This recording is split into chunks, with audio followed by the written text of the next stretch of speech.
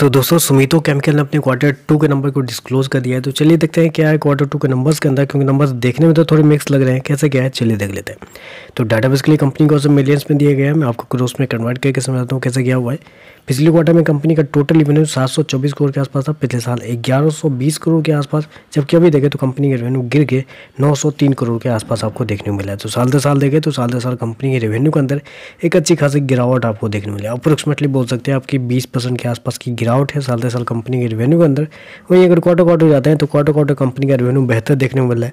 लेकिन आपको पता ही है कि ये बेसिकली केमिकल सेक्टर की कंपनी है, तो इनका जो काम करने का जो तरीका होता है वो सीजन के हिसाब से होता है। सीजन के हिसाब से देखा जाए तो कुछ सीजन में कंपनी के सेल्स ज़्यादा होते हैं, कुछ सीजन में कम होते हैं।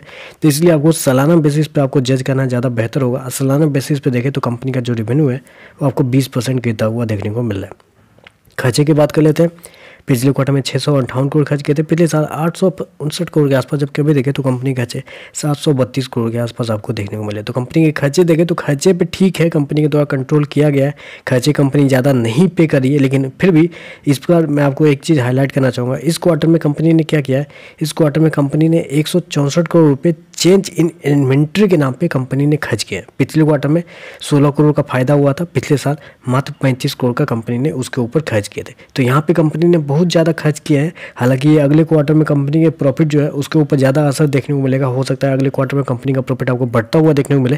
लेकिन एक चीज़ यहाँ पर हाईलाइट किया गया है जो कि आप गौर से देखिएगा कि चेंज इन इन्वेंट्री की जगह पर कंपनी ने इस क्वार्टर में ज़्यादा पैसे लगाए। तो हो सकता है कि अगले क्वार्टर में कंपनी को कुछ पैसे बचेंगे, जिसकी वजह से कंपनी का प्रॉफिट आपको पिछले क्वार्टर से बढ़ता हुआ देखने को मिलेगा। लेकिन जो अभी का नंबर है वो देख लेते हैं। अभी के नंबर प्रॉफिट की बात कर लेते हैं। तो देखिए पिछले क्वार्टर की बात करें तो पिछले क्वार्टर में कंपनी का प्रॉफिट अप्रोक्सीमेटली 61 करोड़ के आसपास, पिछले साल 201 करोड़ का प्रॉफिट, अभी देखें तो 143 करोड़ का प्रॉफिट है।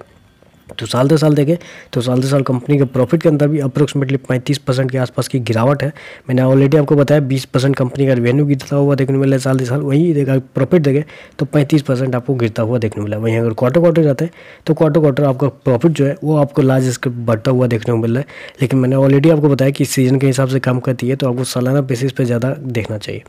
ईपीएस की बात कर लेते हैं। पिछले क्वार्टर में 1.24, पिछले साल 4 रुपये के आसपास था, अभी देखें तो 2 रुपये 87 पैसे के आसपास है। तो ओवरऑल देखें तो मेरे हिसाब से ये जो नंबर दिए गए हैं, हालांकि मैं आपको एक चीज़ और हाईलाइट करना चाहूँगा, जितने भी केमिकल सेक्टर के नंबर आ रहे हैं सबको पता है कि थोड़े से दबाव वाले नंबर है। अभी 2-4 कंपनी के नंबर आ चुके हैं। तो ये जो नंबर है 20% के आसपास की गिरावट, मुझे ज़्यादा गिरावट नहीं लग रही। हाँ, हो सकता है कि 2-3% के आसपास की गिरावट आपको शेयर के अंदर देखने को मिल सकती है मंडे के सेशन में, लेकिन उससे ज़्यादा की गिरावट मुझे लगता है कि इस नंबर की वजह से आपको देखने को मिलेगी। तो बस आज के लिए बस इतना है। वीडियो पसंद आए तो लाइक कीजिएगा, साथ में साथ चैनल को सब्सक्राइब जरूर कीजिएगा। धन्यवाद।